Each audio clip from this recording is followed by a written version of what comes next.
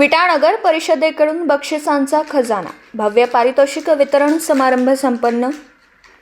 स्वच्छ सर्वेक्षण व स्वच्छ भारत अभियानच्या शर्यतीत आपले विटा शहर नेहमीच अग्रेसर राहिले आणि देशात अव्वल स्थान मिळवलं असून स्वच्छतेची गुढी उभी केली. आता याच पार्श्वभूमीवर विटा शहराने माझी वसुंधरा अभियानात देखील उत्तुंग यश मिळवण्याचं ध्येय ठेवलं असून त्या दिशेने वाटचाल देखील सुरू केली आहे. याच अनुषंगाने विटा नगर परिषदेमार्फत आयोजित भव्य पारितोषिक वितरण समारंभ दिनांक 13 मार्च 2024 रोजी सकाळी 11 वाजता लोकनेते हनुमंतराव पाटील सभागृह येथे पार पडला.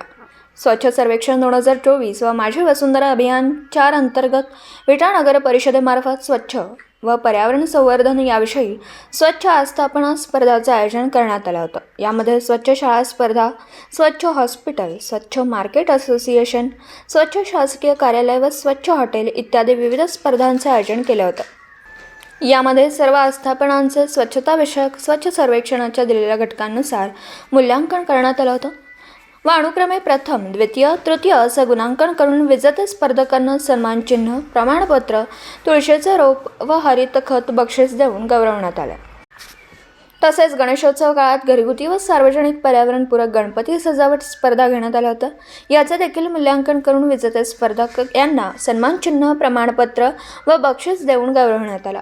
विटा नगर परिषद क्षेत्रातील स्वच्छता व पर्यावरण संवर्धन संदर्भात अमूल्य योगदान देणारे सर्व स्वच्छता चॅम्पियन व शाळा महाविद्यालय पर्यावरण दूत यांना देखील नगर परिषदेच्या वतीने सन्मानचिन्ह व प्रमाणपत्र देऊन गौरवण्यात आलं.